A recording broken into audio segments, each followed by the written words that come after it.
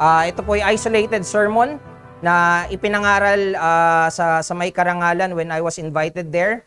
I was actually asking kung pwedeng magkaroon ako ng independent sermon, knowing na parang isa rin to sa mga parang iniiwasan ko before. Pero the Lord has been gracious na gamitin ito dahil iba rin pag ikaw yung nagpe-prepare kumpara sa nakikinig ka lang ng salita ng Diyos. At salamat sa Diyos dahil maraming itinutuwid din sa akin bilang asawang lalaki. Nawa kung ano yung naging impact din sa akin ay nawa mas maging mayaman ito sa bawat isa sa atin ngayon. So let me just give at least an explanation on the part before we go to the message. We start with verse 23. Pinakita dyan right away, ang asawang lalaki ang ulo ng kanyang asawang babae. At ang pagiging ulo ay pagiging representative ng katawan, may mabigat na pamumuno at pananagutan. 'Di ba? As you may see, halimbawa naghahanap kayo ng venue kung saan kayo magga-gather sa mga kababaihan. 'Di ba pag sinasabi head count? So alam nyo na kapag may binilang doon na 5 ulo, hindi lang ulo 'yon. May yung buong pagkatao yon. So it represents the whole person. Pero dito, yung ulo ay pinapakita na patungkol lang, hindi sa pagiging representative lang, kundi sa kanyang pinamumunuan at sa kanyang pananagutan. Pag pinansin nyo, yung buong yan, yung binasa ni Art kanina from 21 to 33, there are more verses doon sa responsibilities and roles ng lalaki kumpara sa mga verses na nakatalaga sa tungkulin ng babae. It only shows the weight of being the head of the family. Mabigat ang maging ulo ng isang pamilya. May pananagutan at malaking pananagutan pag ikaw ang ulo ng iyong pamilya. This tells us something na ang kalusugan ng pag-aasawa o ng marriage largely rises and fall on how husband understand his role. Malaking bagay o malaki ang epekto kung paanong nauunawaan ng asawa ang kanyang tungkulin sa kalusugan ng pamilya. Pag mapansin natin, 'di ba? Maraming pamilya ang nasisira kadalasan ay dahil handle, how hina-handle, at least majority kapag hindi alam ng asawang lalaki yung role niya. No, hindi lahat, pero majority is because of that. Kaya hindi nakakapagtaka na right after banggitin ang pagiging ulo ng asawang lalaki, agad binanggit na ito ay dapat ayon sa paraan kung paanong si Kristo ay ulo ng kanyang iglesia. Many families would say, kaya ganito ako mag-manage ng family ko, dahil ang tatay ko ganito Sino yung tatay na pwede kong tignan na mabuti para o asawang lalaki na pwede kong tignan na matututo ako? At ang sinasabi ni Pablo dito, huwag kang tumingin sa kung sino lang. Ang tignan mo ay si Kristo. No? That's why right away pinakita niya paanong si Kristo ay ulo ng kanyang iglesia. At kapag tinignan natin ang Panginoong Hesukristo, hindi siya abusive, hindi siya mapagsamantala, hindi siya makasarili, kundi handa niyang ibigay at ialay ang kanyang sarili. Ay napakalawak niyan. Anong itsura ng pagbibigay at pag-aalay ng sarili? Again, pwede nating i-discover pa natin yan as we dig deeper on the word. But I want you to take note that this role happened. Itong role ng asawang lalaki o pagiging ulo niya, it happened within the context of a covenant. Later on, yan din yung titignan natin, no? But my point is, hindi ito basta-basta relationship lang, kundi pangtipanan. Kaya may pananagutan.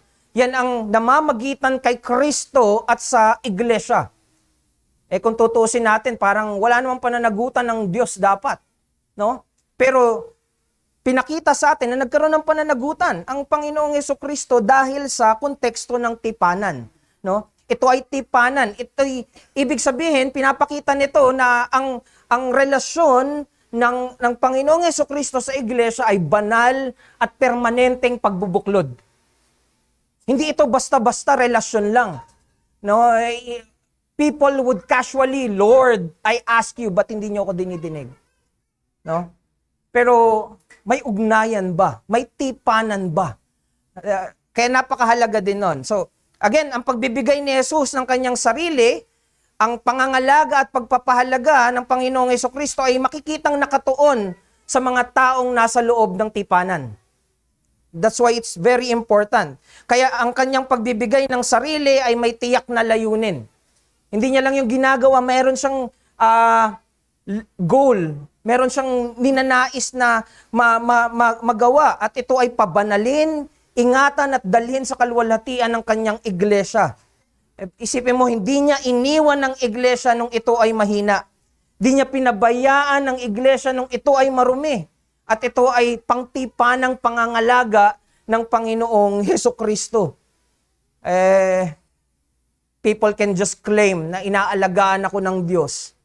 But there is a special covenantal care that is from our covenant God. At kung ganyan magmahal si Kristo sa kanyang iglesia, ganyan din ang panawagan at hamon sa mga asawang lalaki. Inaatasan ang mga asawang lalaki na mahalin ang ating mga katipan tulad ng pagmamahal ni Kristo na nagsakripisyo at patuloy na nangangalaga. Kaya ang mensahe natin ngayong hapon ay the husband's role as head is to love, exalting Christ's sacrifice and His continuous covenantal care. Ang tungkulin ng asawang lalaki bilang ulo ay magmahal sa paraang nagpaparangal sa sakripisyo ni Kristo at sa kanyang patuloy at tapat na pangangalaga sa loob ng tipanan. In our passage, Paul showed us that sacrificial headship is una, defined by the cross. Pangalawa, it is displayed in covenant care. Yun yung dalawang punto natin. It is defined by the cross, yung sacrificial headship. Ano ba yung sacrificial headship? Tignan natin yung description as we look at the cross and then later on as it is displayed within the covenantal care. So una, sacrificial headship is defined by the cross. Pag tinignan natin yung tungkulin ng asawang lalaki starting on verse 3, sabi dyan, sapagkat ang asawang lalaki, ang ulo ng asawang babae kung paanong si Kristo ang ulo ng iglesia at siya mismo ang tagapagligtas ng katawan. Dito malinaw na ang pagiging ulo ng asawang lalaki ay katulad kung paanong si Kristo ay ulo ng iglesia. Bagamat hindi tayo ang tagapagligtas ng ating mga asawa, ang mga asawang lalaki ay tagapagpakita ng pag-ibig ng nag-iisang tagapagligtas. Tagapagpakita ang asawang lalaki ng pag-ibig ng nag-iisang nagliligtas. Tayo ang tagapanguna na may tungkuling dalhin sa nag-iisang nagliligtas ng kaluluwa ang ating mga asawa. Primary, it is us. Now, hindi dito nagtapos si Paul as we will see in the preceding verses. Sabi sa verse 25, where we get the definition of headship, ang definition dyan ay mga asawang lalaki. Ano ba yung sinasabing sacrificial headship? Ibigin ninyo ang inyong mga asawa kung paanong iniibig ni Kristo ang iglesia. At ano yung pag-ibig na yan? At inialay ang kanyang sarili para dito. Ibinigay ang sarili para dito, para sa ikabubuti, no? Hindi nagbigay si Pablo ng listahan ng leadership techniques o ng mga psychological framework. Ganito lang ang dapat gawin dyan. Simple as 1, 2, 3. Hindi ganon, no? Instead, ang tinuro ni Pablo na modelo dito para magampanan natin yung tungkulin natin bilang mga asawang lalaki ay walang iba kundi si Kristo. Persona ni Kristo, gawa ni Kristo. Yun yung pinapakita, no? Dito pinapakita ni Pablo na ang standard na dapat sundin ng mga Kristiyanong asawang lalaki habang ginagampanan nila yung tungkulin nila bilang tagapanguna, bilang may pananagutan, bilang ulo ng kanyang asawa at pamilya, ay walang iba kundi si Kristo. Specifically, yung pag-aalay ni Kristo ng kanyang sarili doon sa krus ng Kalbaryo. Therefore, ang ulo pala ang mangunguna sa pagsasakripisyo, pagbibigay ng sarili para sa ikabubuti ng pinapangunahan. Hindi ka lang magbibigay ng para bang walang layunin. Ang lagi mong layunin ay yung ikabubuti ng pinapangunahan mo. Una ang asawa mo at sunod yung mga anak mo o pamilya mo. No? At least on this context sa mag-asawa, yung kanyang asawang babae. So bilang ulo ng ating mga asawang babae, ang pagsusumikapan natin ay walang iba kundi yung Christ-like love exemplified in the cross. Ay napakalawak niyan. The more we look on what Christ did on the cross, biro mo, sinamahan ng maraming disipulo, tapos nagkalasan itong mga disipulo na to, pero anong ginawa? Umatras ba si Kristo? Hindi. Tuloy pa rin siya sa pagbibigay ng sarili niya doon sa krus. While looking to the will of the Father, He did that para sa kanyang mga minamahal. Ito'y pagmamahal na kakikitaan ng pagpapakumbaba at pagbibigay ng sarili para sa kabutihan ng minamahal. Kung hindi gagawin ni Kristo yung pagbibigay ng sarili niya sa krus ng Kalbaryo, lahat magpe-perish. Lahat mamamatay, lahat mapapahamak. Anong kabutihan ang matatanggap ng mga makasalanan? Wala. Pero yun yung binigay at ginawa ng Panginoong Jesucristo. Amidst of all the hardship and suffering that He endured on the cross. Actually, yung incarnation pa nga lang grabe na suffering eh. But our text is telling us, even as we look at the cross, you will see the vastness of God's love for us. Namatay, handang mamatay ang anak ng Diyos para sa kanyang minamahal na iglesia. So, headship is not about power, but self-giving like Christ on the cross. On whose authority is to, yung ginamit niya yung kanyang otoridad para maglingkod, ginamit niya yung kanyang kapangyarihan para ilatag at ibigay ang kanyang sariling buhay para sa kabutihan ng kanyang asawa. It is not to protect his own interest. It is for his people. Ang otoridad pala na mayroon ng asawang lalaki ay otoridad na dapat gamitin para makapaglingkod at mapag-alayan ng kanilang sarili, ang kanilang mga asawang babae. You know, hindi ko alam kung nakita nyo na yung commercial na or mga parang nagte-trending na mag-asawa, magkagalit, pinagtimpla niya yung asawa niya ng kape. Tapos yung kape ay nilagay niya doon sa puwetan nung mug. Akala niya punong-puno yung kape. Pag inom niya, halos wala siyang mainom dahil yung puwetan ng mug yung nilagyan ng kape.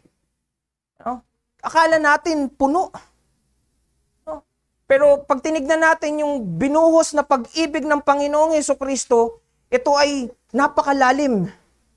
Pwede kang uminom ng uminom. Nagagawa natin ng pagkukulang pero patuloy ang pagbuhos at pagbibigay ng biyaya at pagbibigay ng Diyos ng sarili niya. Hindi tumigil ng panalangin ng Panginoong Jesucristo para sa kanyang iglesia nung yung iglesia niya hindi tapat sa kanya. Pero pag tinignan mo yung mga asawang lalaki, no? O sasabihin, pagtitripan pa. No? Ito lang ang dapat na ibigay ko sa iyo kasi ganito lang ang deserve mo. Hindi ganun yung pinakita sa atin ng Panginoong Jesucristo. When we are undeserving, He gave His best. His life for us. Ito yung mga dapat nating matutunan. No? Paano natin ginagamit yung mga otoridad na pinagkaloob sa atin. No? Ang pagbibigay ng sarili ay pagmamahal na naglilingkod. It is a love that serves.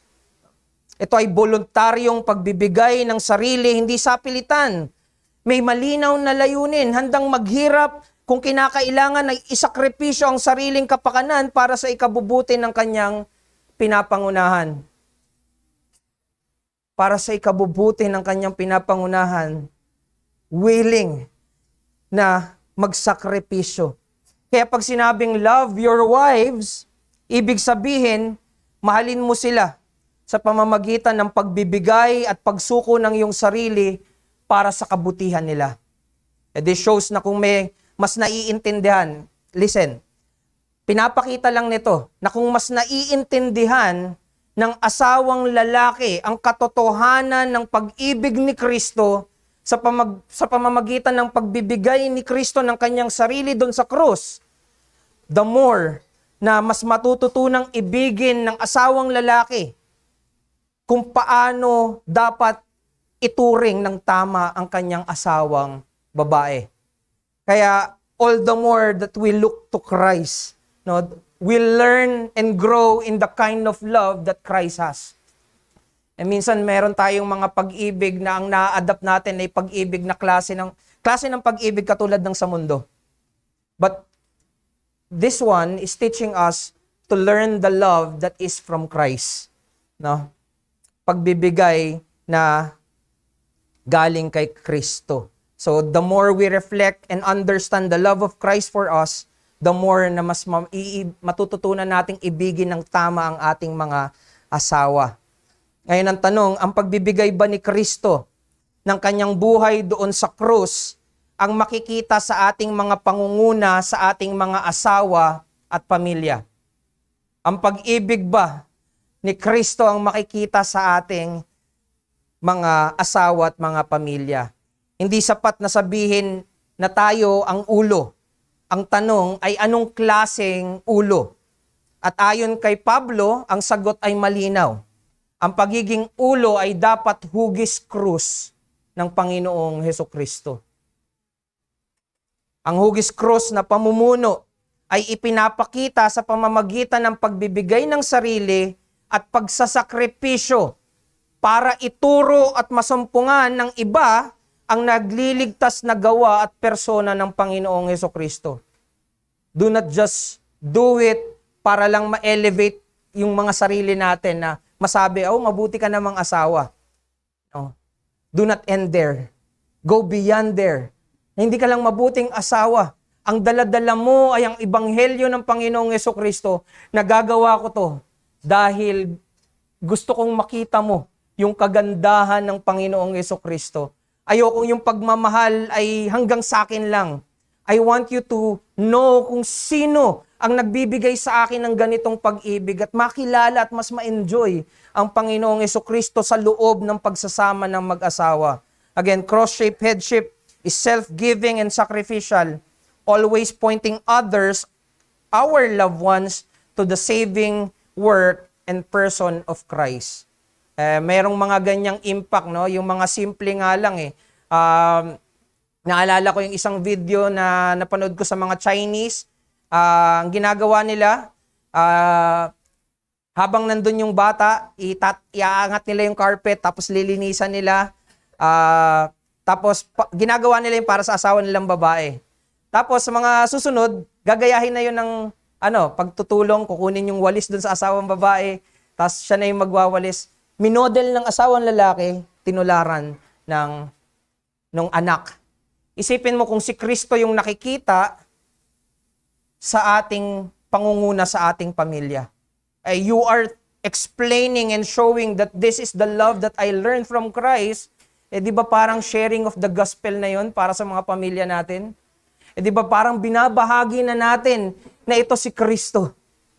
Kung namamangha na yung mga anak natin sa mga bagay na ginagawa, di ba? Ang tingin sa mga magulang ay superhero. Pero sasabihin na, nagkakamali pa ako. Paano na lang pag nakilala mo ang Panginoong Hesukristo na siyang dahilan ba't ginagawa ko to? No. Do not end with yourself. Hindi natin kayang iligtas yung mga anak natin. Take that as an opportunity to teach Christ. Merong mas nag-uumapaw na bukal ng pagpapala kung ituturo mo sila sa mismong bukal. Tayo'y nakikinabang lang sa bukal. Ituro nyo sila sa bukal. True headship is measured by how we exercise the self-sacrificing love of Christ patterned after the cross. Ito ay pamumunong may direksyon at kakikitaan ng sakripisyo ni Kristo. Sabi nga ni Matthew Henry, love will make our commands sweet and obedience easy. No? Kapag cross-shape ang nakikita as we implement our God-given authority as husband, mas tumatamis ang pagpapasakop at ang kanilang pagsunod ay mas nagiging madali.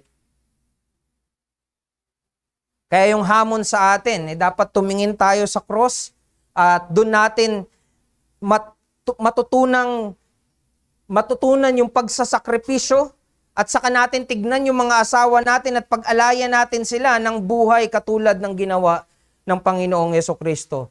Sa mga Kristiyanong asawang lalaki, dahil naranasan mo ang pag-ibig ng Panginoong Jesucristo na nagsasakripisyo, we should go and do the same for our wives. Let our authority be cross-shaped. May pagsasakripisyo, huwag pag-ibig na hinango sa mundo, kundi pag-ibig na mula sa krus ng Panginoong Jesucristo. Let's not grow weary in giving ourselves for the welfare of our wives, physically and spiritually. Kaya ang patuloy na encouragement ko, kung kayo ay asawa na you've been sacrificing your time and your effort, minsan parang may heartaches na, ginawa ko na yan, pero parang wala. Ituloy mo. Kung nakikita mong yun yung natanggap mo sa Panginoong Jesucristo, gawin mo lang ng gawin. Dahil ang basis mo ay hindi yung reaksyon ng asawa mo. Ang basis mo ay yung Panginoon mo na sa Kanya ka tumanggap ng pag-ibig. You should just be imitating and reflecting the same kind of love to our spouse. No? Mahirap. Pero we need to press on dahil meron tayong layunin para sa kabanalan nila, para sa kaligtasan nila. Ang pag-iingat natin sa mga asawa ay merong mga mabubuting epekto sa mga pinapangunahan din nila. Kung sila ay nangangalaga at meron silang mga mahal sa buhay, they would go to you and would base on your service to them. Pero dahil alam mo na ang pinanggagalingan ng asawa mo ay ang pag-ibig ni Kristo, you can just share it. You can just share Christ. No? Habang lumalawak yung influence, mas maraming naaabot. No? If you want to learn how to be a sacrificial husband, kasi alam natin na yun yung tanong, paano ba? Paano ba maging biblical husband? Sa atin ay we should start beholding the Lord Jesus Christ at the cross more. We should read more and meditate more of His sacrificial glory at the cross. Meditate on Christ. Sa mga asawang babae, bigyan mo ng oras ang iyong asawa na magnilay patungkol sa pag-ibig at pagbibigay at pag-aalay ng Panginoong Jesucristo.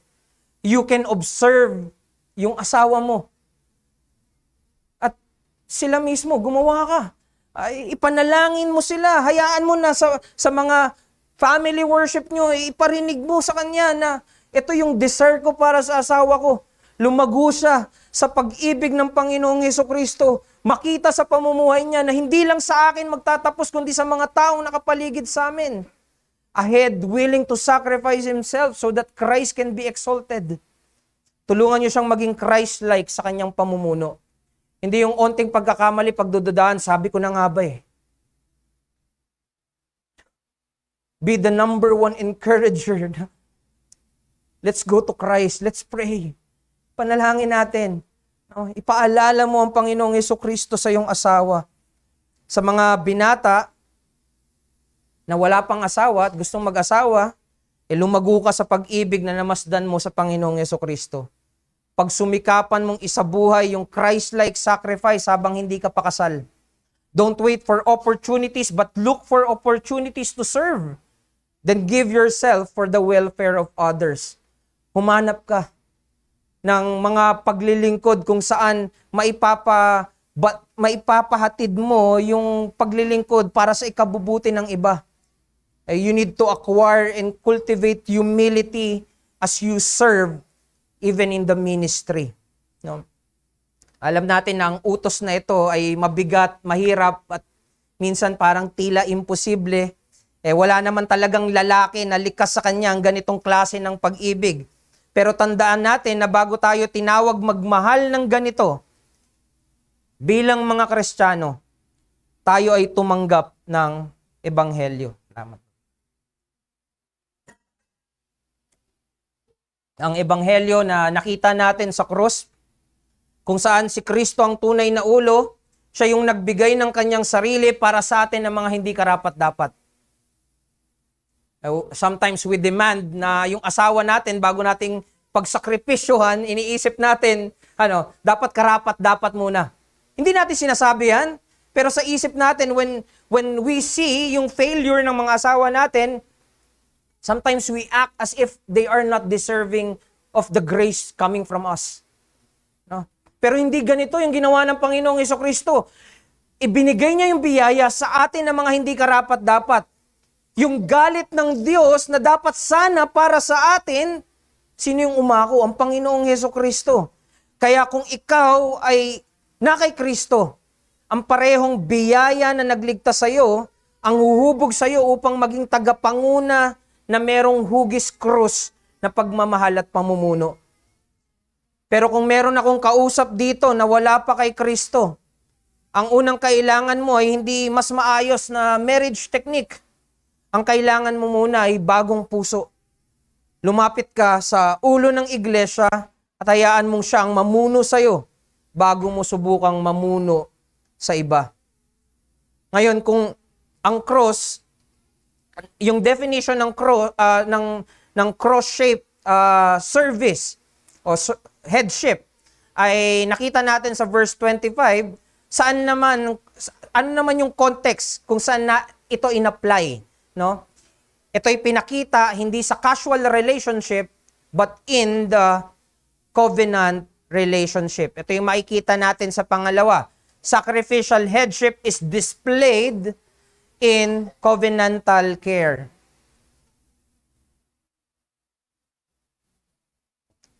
Pansinin ninyo yung exclusivity sa mga salitang, as Christ loved the church and gave Himself for her.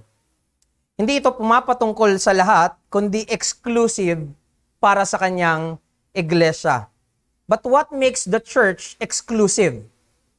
Kapag tinignan natin yung Ephesians 5, you will see na ang dahilan kung bakit ang iglesia ang pinag-alayan ng buhay ni Kristo ay hindi dahil sa magagandang katangian na taglay nito.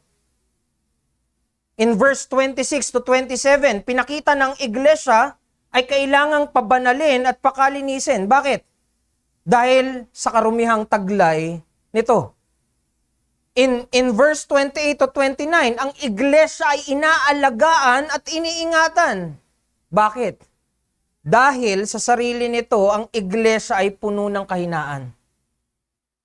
Now, the question remains, what makes the church exclusive? Bakit ito ang pinag-aalayan ng buhay ni Kristo? Bakit ito lilinisin at tinitiyak na maihaharap sa kaluwalhatian na walang dungis o kulubot, banal at walang kapintasan? Ang sagot ay hindi makikita sa halaga ng iglesia, hindi dahil deserving ang iglesia. Ang sagot ay makikita sa biyaya ng tipanan. That is why we will see in verse 31, bumalik si Pablo sa Genesis 2:24, nang sabi, dahil dito iiwan ng isang tao ang kanyang ama at ina at pipisan siya sa kanyang asawa at ang dalawa ay magiging isang laman. Di ba parang merong sudden doon? No, pinapakita ni Pablo yung covenantal pattern within marriage even in the creation account. No, yung covenantal pattern, ito rin yung naituro ko before, kaya as you would see, it is living, cleaving, and union, no? Uniting, union with Christ, no? Iiwan, pipisan, or hold fast, and then magiging isa, no? Yung makikita natin dyan ay yung pag-iwan sa previous loyalties, iiwan mo yung dati mong ugnayan, and then you will hold fast to your new loyalty. Makikipisan ka sa bago mong ugnayan na papangakuan mo ng iyong katapatan. Yung original word na hold fast ay mga salitang ginagamit para ipakita ang kanyang permanent attachment. Kaya ito yung madalas na gamit to show covenant loyalty in the scripture. 'Di ba? Sa Deuteronomy 10:20, sabi doon, hold fast to God and take oath in His name. Yung idea ng hold fast ay parang pinagdikit together. At once na nagkadikit na, pag pinilit mong paghiwalayin, there's something na masisira. No? Ganito pinapakita dito. Meron ng tipanan, merong pakikipisan sa isa't isa, and when you try to remove it, there is damage. No? And then yung uniting, no? Ito yung pakikipag-isa. Hindi lang ito pumapatungkol sa physical or sexual union, kundi patungkol ito sa pagbibigay mo ng iyong sarili sa iyong asawa bilang iyong tapat na pag-ibig at tipanan sa kanya. No? So we see here that marriage is covenantal. At least not on the sense as we understand yung covenant. Pero pinapakita lang dito yung kasagraduhan. No? This is not just a casual agreement. Hindi ito formalidad lang. It is a covenant. It is binding. It is permanent. No? And more importantly, it is God-ordained union. Ang nagdugtong sa inyo ay walang iba kundi ang Diyos. No? Hindi ito pananatili lang, kundi meron pa ring pagpapakita ng patungkol sa Panginoong Hesukristo. Ito ay pamumuno na may pag-ibig. Pag-ibig ni Kristo na nagbibigay ng sarili, pamumuno na may layunin, na nagpapabanal at lumalakad sa direktang patungo sa kalwalatian. Ito'y pinangyayari at iniingatan ng Diyos sa loob ng tipanan. Yung Genesis 2:24 na kinote ni Paul sa Ephesians 5:31 ay yung mismong ginawa ni Kristo para sa iglesia. Ano yung ginawa niya? Iniwan niya ang kalwalatian ng langit. Siya ay pumisan at sa atin ay nanahan sa pamamagitan ng pagpapakumbaba at kahirapan. He hold fast to us. Upang tayo na mga makasalanan ay magkaroon ng nagliligtas na pakikipag-isa sa ating Panginoong Hesukristo. Ang iglesia ay ang eksklusibong pinag-alayan ni Kristo ng kanyang pag-ibig at buhay dahil ito ang kanyang covenant bride. Hindi dahil magandang iglesia, kundi dahil pinili ang iglesia sa kabila ng hindi pagiging karapat-dapat nito. Ito'y biyaya ng tipanan. Ito'y biyaya sa loob ng tipanan. At dahil ito ay pangtipan, ang pagpapabanal, pangangalaga at pag-iingat ay hindi lang one-time act. Hindi din ito nakabatay sa emotional hype o kung ano lang yung sa tingin natin na practical. All of this responsibility starting verse 25 ay ang buhay na inaasahan sa atin sa loob ng tipanan. It is a lifestyle of covenantal self-giving. You are committing yourself that you will give yourself. 'Di ba? Pagsasumpaan ng kasal, ano? Laging positive, negative. In sickness and in health. 'Di ba? Laging ganun. Dahil parang ano rin in season and out of season. When you see it, deserving siya o hindi siya deserving, you will still commit yourself. Ganun. Hindi mo ibibigay ang sarili mo sa kung sino-sino, kundi gagawin mo lang ito exclusive sa iyong katipang asawa. Ito ang kagandahan ng tipanan ng mag-asawa. When people try to overboard, lalabas sila doon. Di ba, doon nagsisimula yung damage? Yung dapat trato ko sa asawa ko, inilalabas ko sa iba. Doon nagkakaroon ng pagkasira. Pero kung pananatilihin natin yung ganda ng disenyo ng Diyos sa loob ng tipanan, malinaw na gagawin ko lang to sa asawa ko. Exclusive para sa asawa ko. No? Pinapakita nito yung pag-ibig pang tipanan na hindi nagsisimula sa tanong kung karapat-dapat ka ba, kundi sa tipanang na handang mag-commit at magbigay ng sarili para sa ikabubuti, maging sa time na hindi nakikita natin na hindi sila karapat-dapat. No? Ang pag-ibig pang tipanan ay hindi nagsisimula sa kagandahan ng pinag-alayan kundi sa katapatan ng nangako.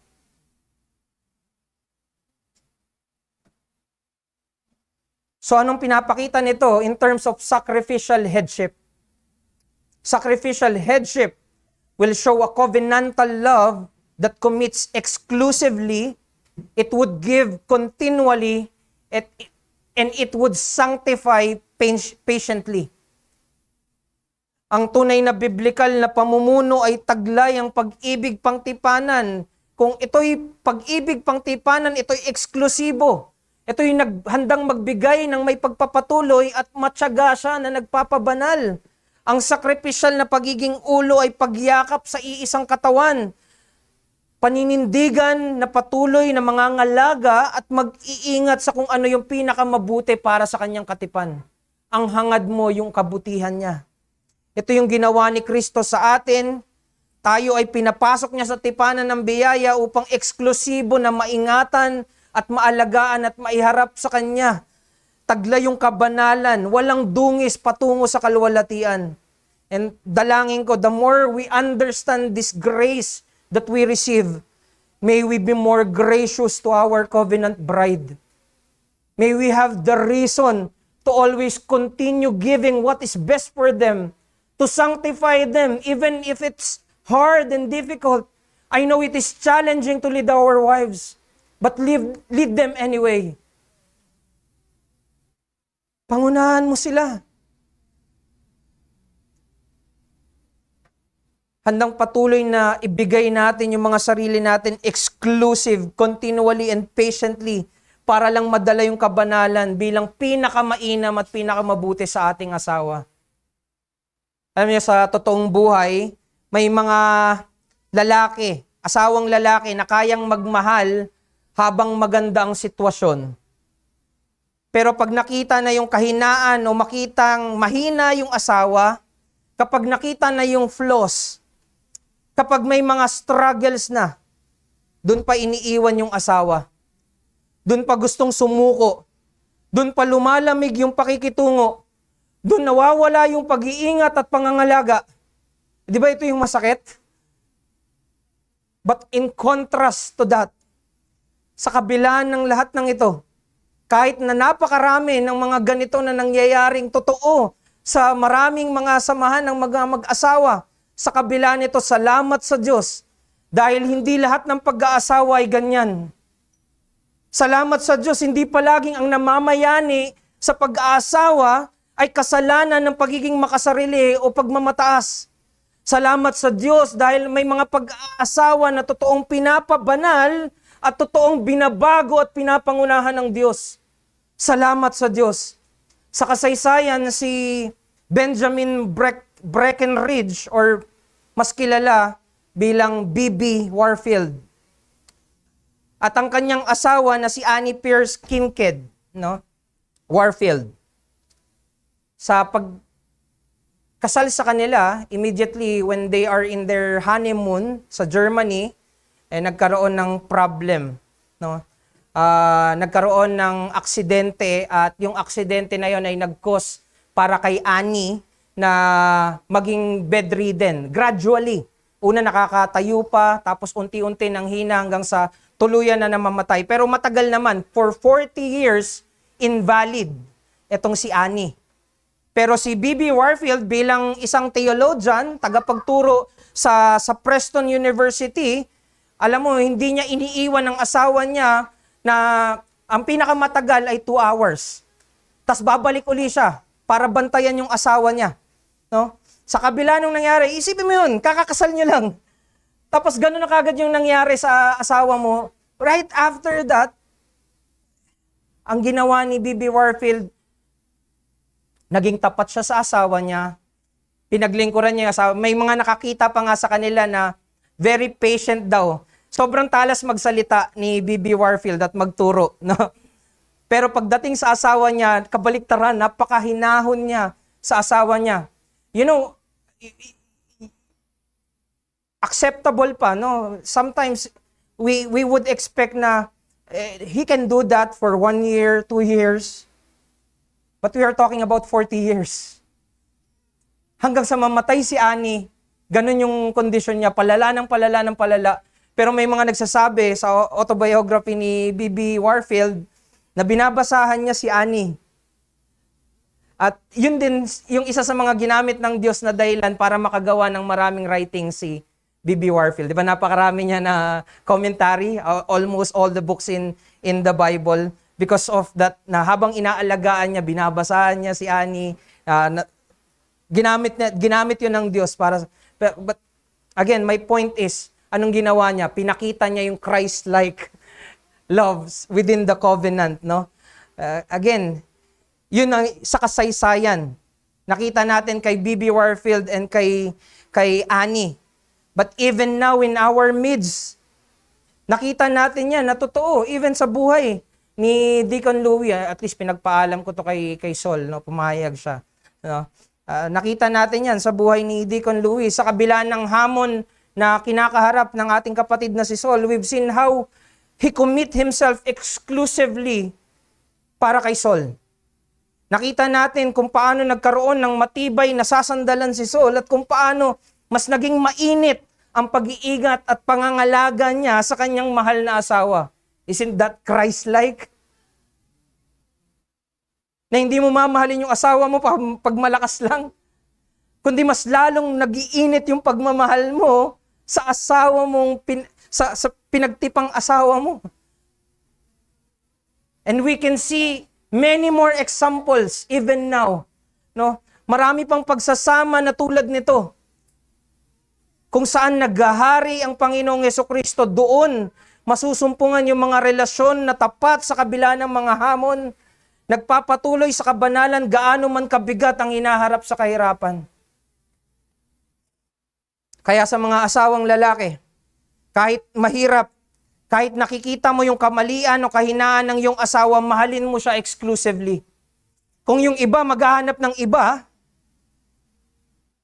tayong mga Kristiyanong lalaki, we are called to love them exclusively. All the more.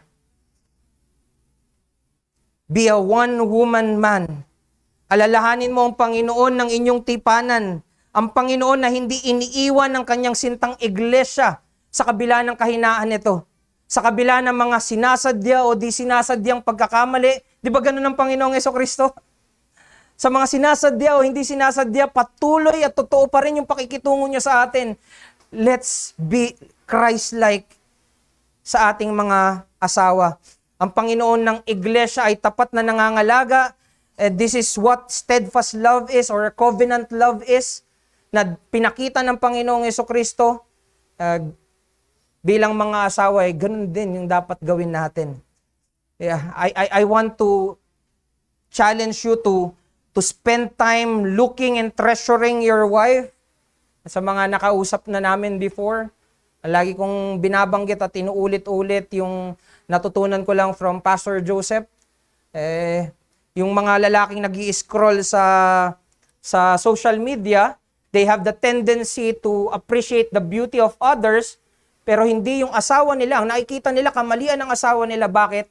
They look sa iba, hindi sa asawa nila. So spend time looking sa iyong asawa. More and more. Para mas makita mo yung kagandahan. Mas makita mo yung mga kabutihan at biyaya ng Diyos through your wife. It also safeguard you na wag hindi maging tapat sa iyong asawa. No? Spend time looking and treasuring your wife. Loving her despite her flaws. Wala namang ibang nakakakita ng mga kahinaan ng ating mga asawa kundi tayo ng mga asawang lalaki. But love her just as Christ loved the church. Alam na alam ng Panginoong Jesucristo yung skeleton in the closet ng bawat iglesia. Still, Christ loved us. Ibinigay niya pa rin yung sarili. Hindi siya wag na nga. Hindi. Ibinigay niya yung sarili niya. So, sa mga asawang lalaki, let your wife be your priority. Be committed para sa kabanalan ng iyong asawa. Pangunahan mo siya sa araw-araw, sa salita at sa ebanghelyo. Tulungan mo siyang lumago at mas lalo pang maging tapat kay Kristo. Gumawa ka ng paraan na meron sa inyong tahanan na magpapaalala si Kristo ay Panginoon pa rin ngayong araw. Lalaki, hindi ka lang provider, hindi ka lang protector. Your very existence and presence should be an edification to your wife. ikaw ay tagapagpakita at tagapagpaalala na si Kristo ay Panginoon. Sa loob ng tipanan ng kasal, ito ang layunin mo bilang ulo. Ang ingatan, pangalagaan ng iyong asawa at ang kabanalan ng ating mga asawa. Sa mga asawang babae, again, prayerfully submit sa inyong mga asawa. Yung pagpapasakop nyo sa inyong mga asawa sa araw-araw, it helps them to become more faithful in their covenant or to be a covenant keeper kahit na mahirap. Dahil nakikita nila yung pagpapasakop mo sa kanila. Be their encourager. Tulungan ninyo sila sa pamamagitan ng inyong paggalang at suporta, lalo na kapag nahihirapan silang mag-lead ng may katapatan, habang siya ay nakikita mong nagpupursige na alagaan kayo ng tulad ng kay Kristo, do not doubt them but trust them. Pagkatiwalaan mo yung Kristo who is at work in every true believer of Christ. Kristiyano yung asawa mo.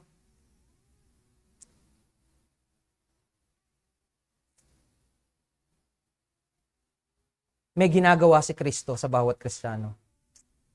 Sa mga single, tandaan natin that marriage is not a romantic experiment or trial and error na relationship. No? Ito ay tipanan. Ito ay exclusive commitment. May patuloy na pagbibigay ng sarili at matyagang pagpapabanal para sa ikabubuti ng katipan. So bilang pagtatapos, alalahanin natin na bilang mga makasalanan, tayo yung marumi at mahina at paulit-ulit na nagkulang. Pero tayo din yung pinag-alaya ni Kristo ng kanyang buhay upang tayo ay maligtas. Salamat sa Panginoong Jesucristo sapagkat hindi siya umatras. Whenever I try to think of it, sa mga kasalanan na pinagninilayan ko sa sarili ko, nagpapasalamat ako kay Kristo, hindi siya umatras para iligtas yung katulad ko. Same is true sa bawat isa na naririto na sumasampalataya sa Panginoong Jesucristo. Hindi niya tayo minahal dahil karapat-dapat tayo, kundi dahil tapat siya sa kanyang tipanan. Sa krus nakita natin ang walang kapantay na pagsasakripisyo ni Kristo. Ang kanyang dugong dumanak ang naging dugo ng bagong tipan. At sa loob ng tipanang ito, patuloy ang kanyang paglilinis at pangangalaga hanggang matiyak niya na tayo ay makarating na walang dungis doon sa kaluwalhatian. Kaya kung wala ka pa kay Kristo, kanino mo ipinagkakatiwala yung buhay mo? Lumapit ka sa Kanya, tumingin ka sa Kanyang krus, at buong pagkatiwalaan mong pumasok sa Kanyang napakabuti at mapagbiyayang tipanan. Hanapin mo si Kristo, siya'y matatagpuan. Huwag mong hayaan na magising ka isang araw at impyerno na. God is calling you to repentance. Repent and believe in the one who can save you. Amidst our sin, there is a one gracious, sacrificial love. Huwag mong sayangin yung pag-ibig na isinakripisyo ng Panginoong Jesucristo. Lumapit ka sa Kanya na may buong pagtitiwala. Manalangin tayo. Aming dakilang Diyos, salamat sa pag-ibig na inyong ipinakita sa amin upang aming tularan, upang aming gawin. Nawa sa mga bagay na ginagawa namin, pabanalin nyo kami. Ikaw yung mag-sanctify ng aming mga serbisyo sa aming mga asawa at aming mga pamilya. Help us to see yung layunin nito ay kabanalan, ingatan at maalagaan sila patungo sa kaluwalhatian. Help us to see that this is exclusive in the covenant na sa loob ng tipanan ng aming pag-aasawa, kami ay may tungkulin na ingatan yung isa't isa. Help us to really live according to the design of our Lord. Magagawa lang namin yan ayon sa biyaya ninyo. Kaya pagharian nyo kami, pagpanibaguhin nyo kami, araw-araw nawa, ay ikaw yung maging Panginoon na totoo sa buhay ng bawat isa sa amin. Salamat o Diyos sa katotohanan na hindi mo kami inatrasan. Salamat dahil pinursu mo kami. Salamat sa pag-ibig mo na tunay at totoong biyaya para sa amin. Mangusap ka sa kalagitnaan namin, Salamat sa kabutihan niyo. Ito ang aming dalangin sa pangalan ni Kristo.